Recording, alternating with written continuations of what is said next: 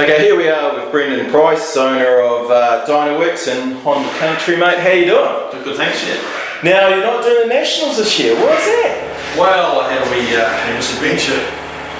Middle of last year, I had a trial ride to actually clear for the course. I was in charge of safety for the day, and I shot around the corner too fast on my TRX 700 sports car and ran off the road down the side of a hill, and I started bouncing amongst the rocks and I smashed my hip and my pelvis to bits. Ow! Yeah, and I got a helicopter ride out, so received a lot of jib from my fellow club mates for being in charge of safety and being the only one carved out on the day. So no, I was just coming back from that now. So I'm 95%. I'll be back into it in a month or so.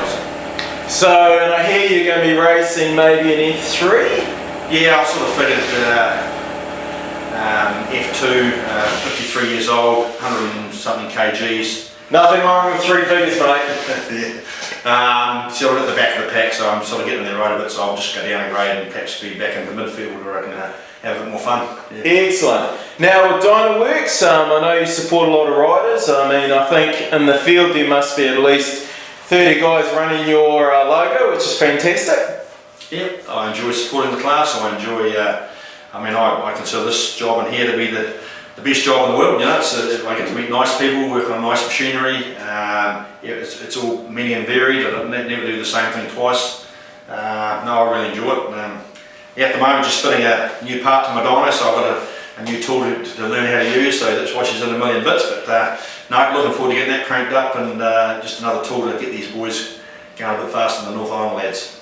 Now, what got you into this shop? Was this your dad before then, or you just... No, I started work here as a mechanic back in 1986, and the opportunity came up to buy the place in 93, which I couldn't afford to do on my own account, so I had the help of Methven Motor Services, and Methven came on board and sort of went 50-50 with me, and after 3 years I bought them out, and pretty much since then I've just been here. Yeah, 28 years. Oh, is that right? Yeah. Fantastic. So I've been here longer than I haven't. No, I really enjoy it. Good.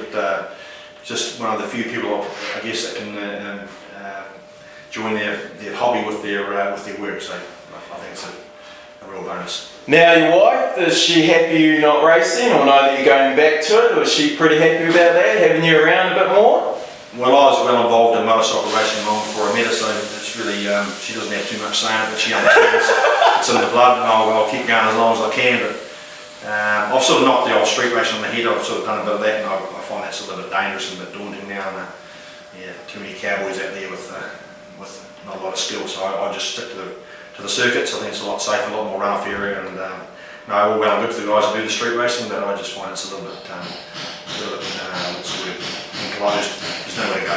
Yeah, it's certainly different to a racetrack, that's for sure. And like you say about the runoff and the kiddie litter, and opposed to a big bale of hay that doesn't shut. Different class of rider. So I think at street racing you've got to give yourself a bit more room, and ride at 8 or 9 tenths, not 10 tenths. So.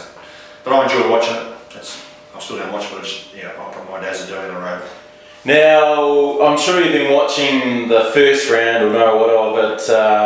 Any predictions for the Supers and the 600s at levels just down the way? Well, I think Dennis went really well at the first round. I think he's got a bit of reserve and different track at levels, of course. Not so much a horsepower track, so I think Dennis will. I think he'll pull through and show us his true colours again.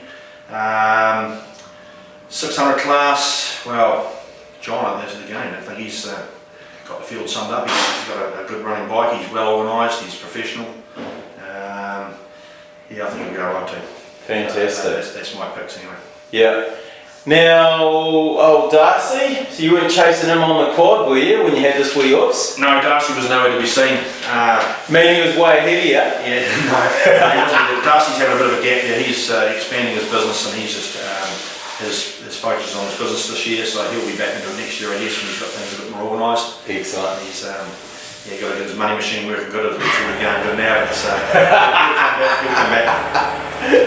Well, Brendon, thanks so much for the time, and wish you all the best. Can't wait to see you back out on the track with the new, is it a SV or? No, it's I think they have a Kawasaki ER6 actually. I went to the old man last year and in the Formula 3 Kawasaki ER6 was the dominant player in Formula 3. It was probably a class of 65 bikes, 55 of them were ER6s, only 4 or 5 were SVs.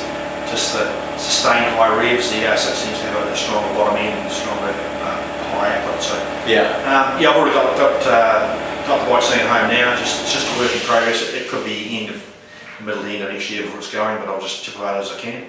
Also planning on having a crack at the New Zealand land speed record. That's a 2-year project. Fantastic! Yeah, just standing, flying, flying mile, or it's measured flying quarter mile. Quarter mile. Yeah. Currently stands at about 196 mile an hour. What are you doing that with? More than likely a Honda CBR 1100 XX Blackbird. That's a commonly known. It'll be supporting a bit of a forced induction system. It's going to take a lot of horsepower to break 200 mile an hour. It's not easy to do, and the guys that have already had a go at it know that. Johnny Hepburn, I believe, holds the current record on a Hayabusa. And if we get it going good enough, there's myself and one of my mates, we're sort of looking at doing a bit of an overseas trip to Bonneville and having a bit of a crack over there. Not to clean the record out, just so we can say we've done it. So where would that be done? Is that a certain area?